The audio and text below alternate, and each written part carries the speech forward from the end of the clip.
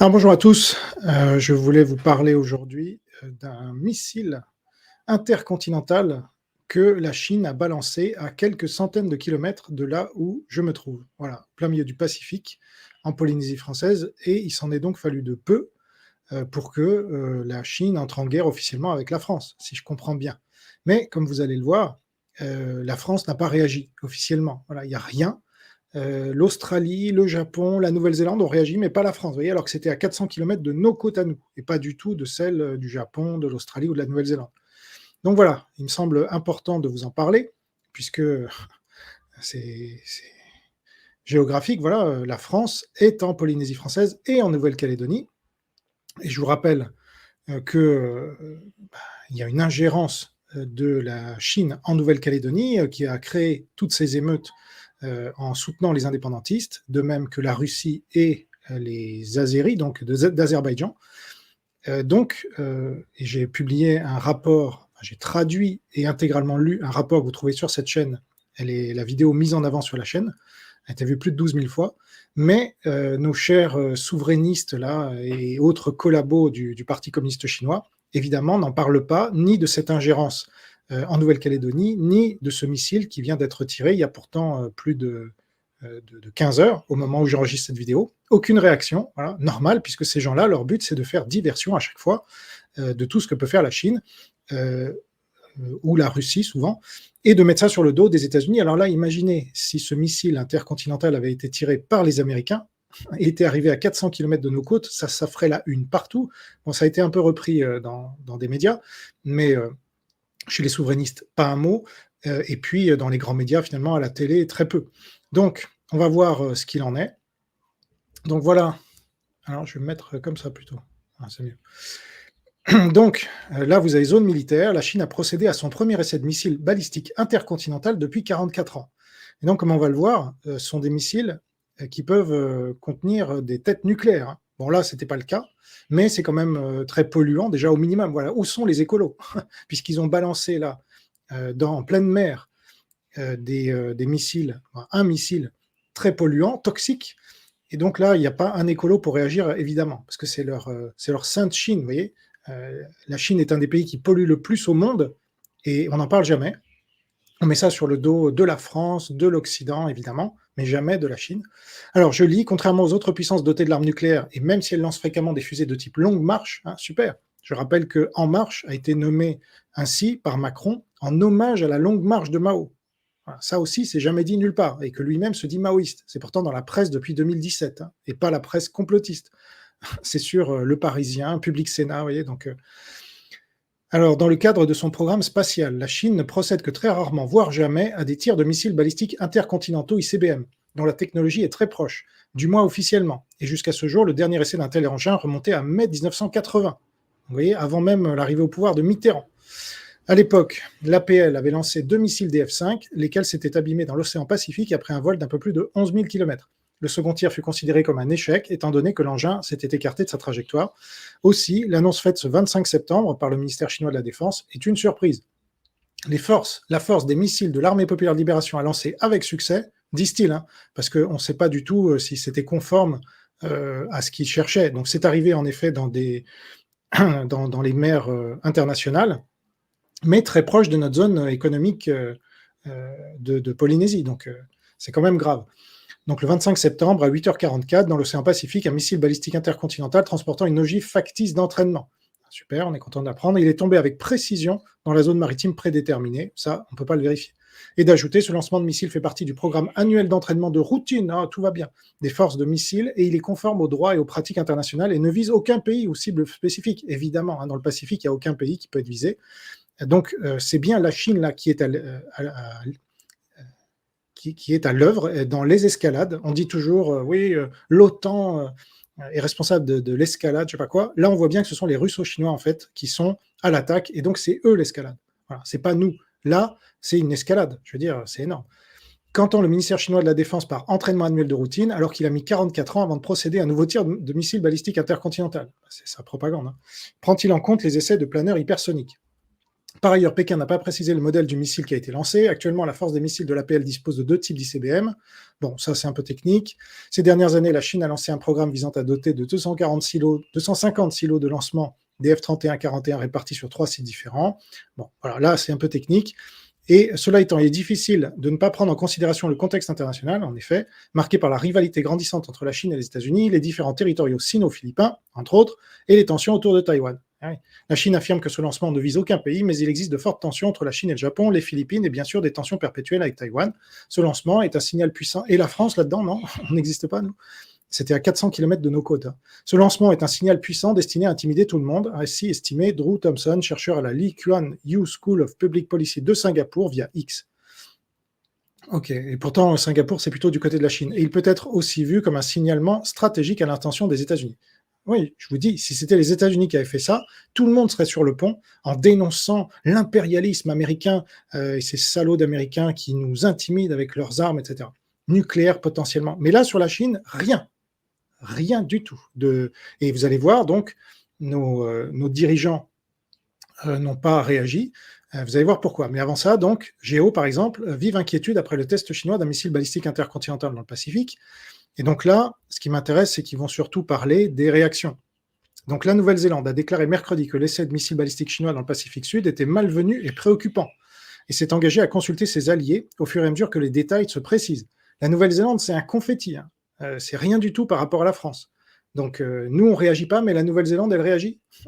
Le porte-parole du gouvernement japonais, Yoshimasa Hayashi, a annoncé qu'il n'y a eu aucun préavis de la part de la Chine concernant le lancement. M. Hayashi a également indiqué que le renforcement rapide de la puissance militaire de Pékin et son manque de transparence constituent une préoccupation sérieuse pour son pays.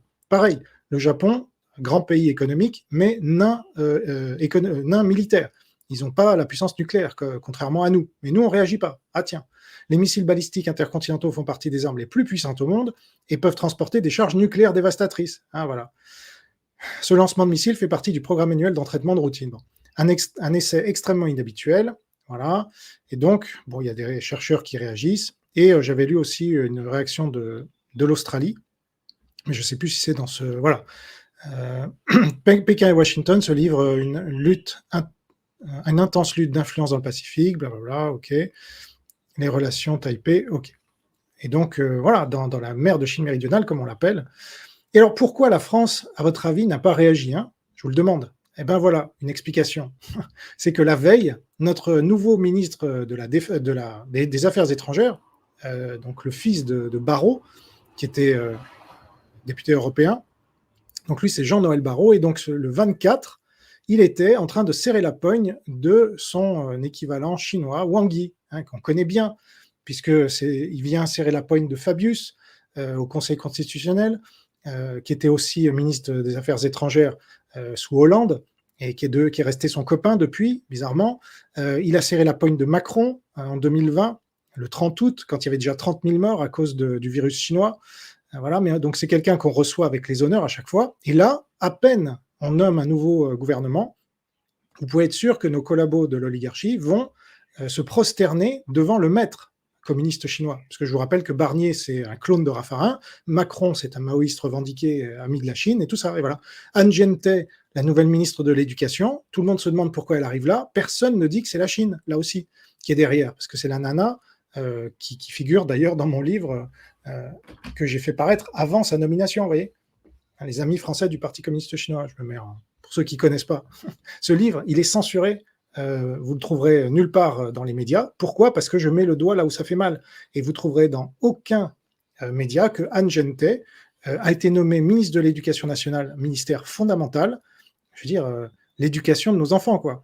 Et ça a été donné à une collaboratrice de la Chine communiste, voilà, qui est allée plus d'une dizaine de fois depuis 2017, voilà, et notamment 4 fois en quelques mois, en 2017-2018.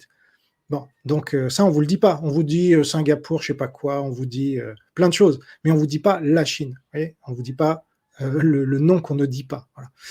Donc, notre cher Barrot, eh bien, il est allé très rapidement, dans les heures suivant sa nomination, il est allé vite serrer la main de Wang Yi. Eh oui, son maître, notre maître à tous. Donc, à New York, en marge de l'Assemblée générale, au sujet de l'Ukraine, évidemment, tous les prétextes sont bons. Mais concrètement, qu'est-ce que M. Barrot a dit à propos de ce missile, hein, on va aller sur son compte, regardez bien, ça va aller très vite, rien. Voilà. Le dernier tweet, il date d'il y a 6 heures, et là, il parle de l'Arménie, c'est très bien. Ensuite, 2 ans que la Russie agresse l'Ukraine, très bien. Et suite aux frappes au Liban. Voilà. Rien sur le missile lancé à 400 km de nos côtes, hein, je rappelle. Voilà, monsieur Barrot. Et vous comprenez mieux pourquoi quand vous voyez cette photo, évidemment.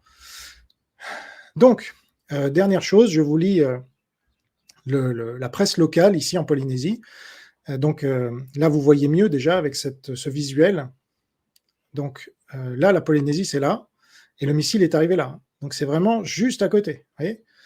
Et c'est sur la trajectoire, enfin quasiment. Donc hallucinant. C'est la France là qui doit réagir. Vous voyez, l'Australie qui est à des milliers de kilomètres a réagi, la Nouvelle-Zélande qui est à des milliers de kilomètres a réagi, le Japon qui est encore plus loin que les deux a réagi, mais la France n'a pas réagi. Sérieusement? Non mais. Donc, que dit cet article local? La Chine a mené mercredi pour la première fois depuis des décennies un test de missile balistique intercontinental, ok, atterri non loin de la ZEE de la Polynésie française, quelques 400 km au nord des Tuamotu, environ 800 km des Marquises ou de Tahiti. Bon, moi, je suis à côté de Tahiti, donc c'est à 800 km, mais quand même. La Polynésie, ça couvre, si vous ne savez pas, l'équivalent de l'Europe en superficie. C'est ce qui fait de nous la deuxième puissance maritime mondiale, avec la Nouvelle-Calédonie et les Antilles. Donc c'est très important. Et donc, la Chine nous vise là, non? Comment vous prenez ça, vous? C'est le hasard? Bon. Donc l'armée populaire de libération non officielle des forces militaires chinoises a annoncé avoir tiré un missile balistique ICBM mercredi depuis l'île de Hainan en direction de l'océan Pacifique. Tir historique puisque Pékin, bon voilà. La trajectoire du missile montre qu'il est tombé non loin de la zone économique exclusive de la Polynésie, à quelques 400 km du nord des Tuamotu et à moins de 800 km à l'ouest de Nuku-Hiva. Quelques heures avant le tir, la Chine avait prévenu les autorités maritimes de différentes zones survolées de potentielles chutes de débris. Ah, faites attention, hein, vous allez peut-être prendre... Parce qu'il y a des bateaux aussi qui sont là, qui pêchent tranquillement. Alors s'ils reçoivent un missile sur la tronche, ça va? C'est pas de problème, messieurs et dames du Parti communiste chinois, afin que soient émises des alertes aux navigateurs. Donc c'est vraiment des gens, ils se croient tout permis. Voilà, le monde leur appartient, et donc ils font ce qu'ils veulent, quoi.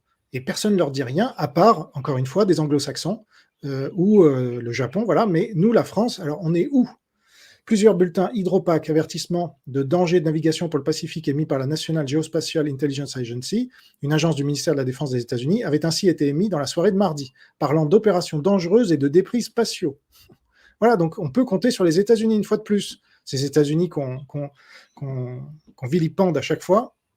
Dans certains milieux, là, les souverainistes, toute l'opposition contrôlée, même Asselineau, qui a été obligé de reconnaître qu'il avait dit pendant son direct que Agnès Pannier-Runacher, donc ministre reconduite au gouvernement à la transition écologique, poste clé pour la Chine communiste, était une young leader de la France China Foundation et pas de la French American Foundation comme il le croyait. Oui, parce que lui, il voit des agents américains partout, évidemment, mais les collabos du Parti communiste chinois, il ne les voit pas. Donc là, il a fait un rectificatif pour une fois. Une des armes les plus puissantes au monde. Bon, ok, ça on l'a vu. Intense lutte d'influence dans le Pacifique. Les États-Unis envoient régulièrement des navires de guerre en mer de Chine méridionale pour y contrarier les prétentions territoriales de Pékin, mais aussi à proximité de Taïwan pour y soutenir les dirigeants locaux. Quant à la Chine, elle a modernisé son armée et augmenté ses dépenses militaires, même si elle reste encore aujourd'hui très inférieure à celle des États-Unis. Ça, c'est pas vrai. Ça, c'est mal informé. Désolé. Bon, Radio 1, c'est un très bon média. Mais là, c'est faux, en fait, parce que dans l'armée américaine, ils comptent tous les vétérans, les retraités, et donc ça gonfle le budget. Alors que la Chine déjà a très peu de vétérans et ne compte pas ça dans le budget. Donc c'est sûr que si on ajoute l'administratif, donc vous pouvez diviser par 2 en fait le budget militaire américain pour avoir ce qu'ils investissent réellement dans des armes et dans du personnel actif. Comme le rappelle l'AFP, la Chine revendique ainsi la souveraineté de nombreux récifs et îlots en mer de Chine méridionale, vis-à-vis notamment du Vietnam et des Philippines, en mer de Chine orientale, sur les îles Senkaku contrôlées par le Japon, ainsi que dans l'Himalaya face à l'Inde. Comme d'autres puissances mondiales, le géant asiatique effectue régulièrement des tests de missiles balistiques, mais il communique rarement publiquement sur le sujet. Hasard de l'actualité, alors c'est ça aussi qui est un peu spécial, le consul chinois reçoit ce mercredi soir, dans une réception au Hilton, de nombreux notables polynésiens pour fêter les 75 ans de la République populaire de Chine. Ah, donc on a des gens ici, je ne sais pas comment ils ont réagi, parce que franchement, c'est spécial. Donc voilà ce que je voulais vous dire. Je ne veux pas être plus long, parce qu'il n'y a pas grand-chose de plus à rajouter, mais Voilà, aucune réaction de nos représentants français, ce qui montre une fois de plus qu'ils sont dans la main de la Chine. Mais voilà, si vous lisez ce livre, de toute façon, vous trouverez les liens dans la description. Vous aurez donc dans la description mon site général avec mes 2 souscriptions, la souscription géopolitique, où je vous invite à souscrire pour découvrir mon contenu exclusif, et j'en publie quasiment un par jour, une vidéo de 45 minutes en moyenne, sur quelque chose que vous trouverez nulle part ailleurs. Là, pour une fois, je fais ça en public. Oui, à ce discours-là, je suis le seul à le tenir, hélas, je dirais, en France pour le moment, et ce depuis 4 ans et demi. Donc j'ai une bonne expérience maintenant de tout ce qui se passe, et je monte en compétence avec mes souscripteurs au fur et à mesure que j'analyse des rapports. Voilà, j'ai publié, vous trouverez déjà dans les archives, un rapport tchèque sur les transferts de technologie de la France à la Chine. Voilà, nous, on n'est même pas capable de publier ce genre de rapport, ou encore un rapport anglais sur la menace des véhicules électriques chinois sur l'industrie anglaise de l'automobile et européenne, ou encore donc le rapport, mais ça il est en public, je l'ai mis en public parce que c'est trop important, qu'on fait, donc c'est une professeure néo-zélandaise dans un think tank australien, et un rapport sur l'ingérence du Parti communiste chinois en Nouvelle-Calédonie, qui est tombé à pic par rapport à toutes les ingérences qui avaient eu lieu justement en vue des émeutes, qui ont ruiné littéralement la Nouvelle-Calédonie, qui a perdu apparemment 25 000 personnes sont déjà parties, sur un peu plus de 250 000, hein, c'est 10%. Et donc là, le nouveau ministre de l'économie, là, un petit jeune, a annoncé qu'il donnait 87 millions d'euros pour, voilà, pour la Nouvelle-Calédonie, pour reconstruire. Mais mon commentaire, c'est au lieu de collaborer avec la Chine et ensuite essuyer les plâtres de cette collaboration, c'est-à-dire cette ingérence et ses conséquences avec la Russie, l'Azerbaïdjan, etc., ce serait mieux de ne pas collaborer avec la Chine, non? Vous ne pensez pas? Voilà. Parce que tous ces gens-là, ils sont bien gentils de donner de l'argent à la Nouvelle-Calédonie, mais si on collaborait plus avec la Chine, eh bien, si on arrêtait tous ces liens-là avec cette mafia qui est le Parti communiste chinois, c'est comme quand vous travaillez avec la mafia. Ah oui, ils peuvent vous protéger un petit peu comme ça, mais en fait, vous avez mis le doigt dans l'engrenage et après, vous êtes cuit. Donc, c'est ça, avoir des liens avec le Parti communiste chinois, c'est jamais bon. Il faut découpler, il faut vraiment arrêter ces bêtises. Et là, il faut dénoncer ce qui a été fait avec ce missile. C'est scandaleux. Comment est-ce que ça se fait que Macron, évidemment, se dit maoïste? Alors, il nomme En Marche en hommage à la Longue Marche. Alors forcément, un missile Longue Marche, ça ne le dérange pas. Voilà. Donc voilà, et donc si vous voulez retrouver plus d'enquêtes avec sur ces sujets, avec un angle très patriote, justement, contrairement à tous ces pseudo-souverainistes là qui roulent généralement pour l'ennemi, eh bien, vous avez la souscription géopolitique. Vous avez aussi la souscription politique. Donc ça, tout ça, vous trouvez sur le site qui est en lien dans la description.